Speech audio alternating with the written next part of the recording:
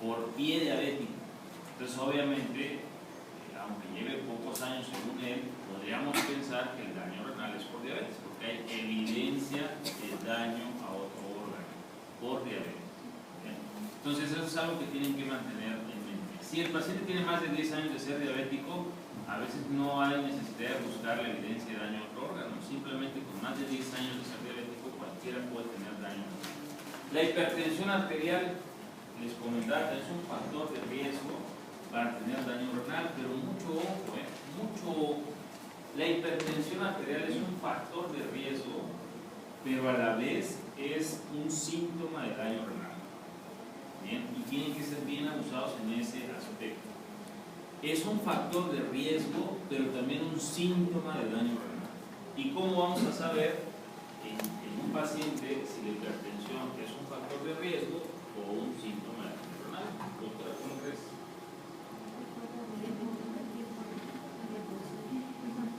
¿No lo sabes, doctora? De acuerdo al tiempo que se ha tenido la hipertensión. Una es eso, el tiempo. ¿Qué otra? Los fármacos que toman. Los fármacos que toman. No tanto, los fármacos puedes tomar los mismos, alguien que tiene dañado el riñón por hipertensión o aquel que tiene hipertensión que tiene dañado el riñón. La edad. Bien, les voy a poner dos ejemplos que están en los polos opuestos. Llega con ustedes un señor de 70 años y les dice que tiene hipertensión desde hace 30 años. Bien. Y entonces llega con unos laboratorios en donde trae la creatinina elevada en 2 miligramos de decilitro, trae la urea elevada, no tan severamente, hay muy leve proteinuria, no supera el gramo, empieza a haber un poquito de anemia, entonces hay datos de daño renal de leve a moderado. Y hay esa historia, él tiene 70 años y 30 años de ser hipertenso. En ese paciente, ¿ustedes creen que fue un factor de riesgo de hipertensión para que tuviera daño renal? Sí. Definitivo, ¿verdad? Definitivo. Aparte, si ustedes hacen sus cuentas, él tiene 70 años y tiene 30 años de ser hipertenso, pues la hipertensión le apareció a los 40 años, que es la edad en la que por lo regular aparece la hipertensión esencial, ¿sí? La que padecen millones de mexicanos, la que padecen nuestros papás, nuestros abuelos. ¿Están de acuerdo? Entonces ese paciente tiene hipertensión esencial que le ha generado un daño por tantos años de ser hipertenso. Ahora les pongo el otro ejemplo. Un jovencito de 29 años, ¿sí? Que trabaja en el aeropuerto y en una de esas que va a su trabajo, el retén de militares le ve los ojos rojos, lo bajan con sospecha que anda de marihuana o cañómano. Dice, a ver, este joven con los ojos rojos, lo vamos a checar, lo valoran, lo llevan con el médico que estaba ahí, le toman la presión y es hipertenso, tiene 180 sobre 100. ¿Vale? Le dicen que tiene que ir con un médico porque la presión está muy alta y eso explica los ojos rojos. Él con toda calma va viendo la manera de ir y a los 2 años de que le han diagnosticado eso, llega con el médico y le dice, médico, ¿sabes qué? Tienes tus riñones ya sin función. Vamos a iniciarte diálisis. Y el diagnóstico que le ponen ahí es insuficiencia renal secundaria e hipertensión. ¿Ustedes creen que la hipertensión de ese chico fue la causante del daño renal? No, definitivamente no. Nadie a los 27 años puede tener una hipertensión esencial así sin que la estudiemos. Ya te tocaba ser hipertenso. Y además fue la hipertensión de esas malas porque a los 2 años te afectó el riñón. Eso no puede pensarse así. ¿Qué es lo que le pasó a este chico? Que tenía un daño renal, ¿sí? Una glomerulopatía primaria, y le generaba como síntoma una hipertensión. Bien, entonces ahí la hipertensión era síntoma del daño renal. ¿Y qué cosa nos puede permitir esto? Bueno, el interrogatorio. 2 años de ser hipertenso, nadie va a estar dañado los riñones por 2 años de ser hipertenso. Bien, y aparte la edad. Si tomar en cuenta que si la hipertensión le está dañando el riñón, bueno, ¿por qué es hipertenso a los 26 años? Es la siguiente pregunta. Bien. Todo paciente hipertenso antes de los 40 años debe de estudiarse. Se tienen que descartar causas secundarias de hipertensión. Es nuestro deber como médicos. Entonces ustedes cuando estén haciendo el servicio social, estén dando sus primeras consultas, no se queden con esa idea de que todo hipertenso, pues ya se le da toda la vida su pastilla para la presión y ya no. Antes de los 40 años tienen que estudiar por qué es hipertenso. ¿Vale? Vamos a tener pacientes en la clínica que lleguen con esa historia, porque así se las vendieron.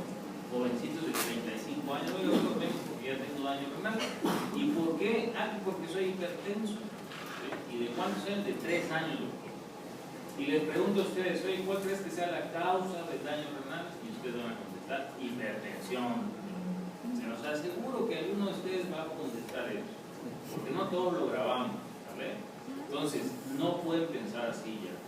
Un paciente joven hipertenso con daño renal, lo más probable es que su daño renal sea por otra causa y uno de los síntomas es hipertensión.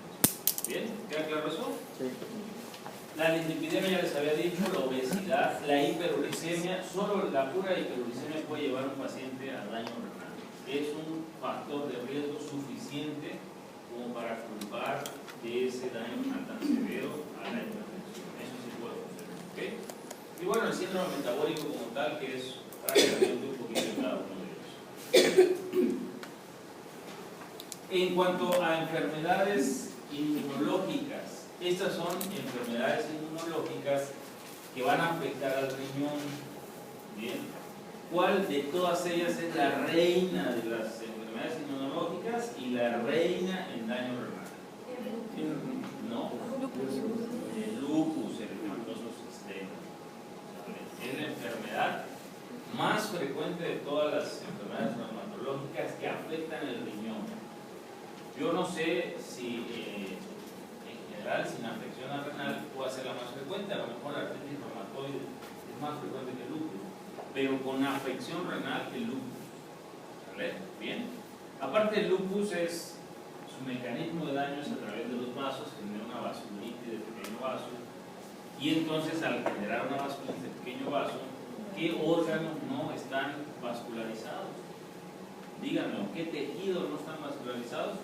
Creo que únicamente la córnea, los cartílagos son los únicos que no les llega sangre. Y de ahí a todos los demás tejidos les llega sangre. Entonces el lupus es capaz de afectar a todos los tejidos. Pero le encanta afectar al riñón. 60% de los pacientes lúpicos tienen daño renal. ¿Bien? Entonces, en una mujer joven que le llega con daño renal y que no sabemos la causa, ¿verdad? No es diabética, no es hipertensa, no es epidémica, no tiene obesidad, no tiene hiperuricemia, no tiene ninguna enfermedad hereditaria, abusados porque pueden ser lupus. ¿Sabes? Bien. Es más, me atrevo a aconsejarles que si un día están en un caso clínico ahí en el laboratorio, en alguna sede importante, están discutiendo el caso y por casualidad se quedan dormidos, y si al despertar un dedo les señala así, a ver doctor, ¿qué crees que sea el caso? Si tienen que hablar, pueden decir lupus. No han escuchado el caso, no necesitan escuchar el caso. Entonces, yo creo que puede ser lupus. Y no lo sacan de ahí, y no les van a discutir eso, porque el lupus puede manifestarse de tantas maneras. En cualquier caso puede ser lupus. Si tienen que decir dos opciones, pueden decir opción tuberculosis. Y con eso nunca les van a decir, tú estás loco, ¿no? Entonces, si un día les pregunto y no tienen ni idea, la respuesta puede ser lupus. Si aparte el paciente es mujer, joven, entonces sería ya un pecado pensar que no fuera lupus. Entonces, abusados. Van a ver pacientes en la clínica y en su consulta diaria van a ver pacientes que pueden. Ya vamos a ver un día completo o 2 días de nefropatía lúpica. ¿Bien? Tal vez han tenido ustedes contacto con alguien que tenga lupus. A lo mejor lo saben o a lo mejor todavía no lo saben. ¿Bien? ¿Qué otra enfermedad? Artritis reumatoide, ¿verdad? La artritis reumatoide, bueno, el lupus, esta foto es de una paciente que sufre de lupus y tiene eritema malar. Entonces, cuando vean esto, pues piensen que puede ser. A nivel renal, el lupus se manifiesta de mil maneras, desde síndrome nefrótico, síndrome nefrítico, glomerulonefritis rápidamente progresiva, glomerulonefritis crónica, falla renal aguda, todos los síndromes nefrológicos los puede dar el virus.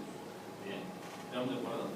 La artritis reumatoide pues, se va a caracterizar por deformidad en las articulaciones, por dolor articular en las mañanas, silencio, y también puede afectar al riñón.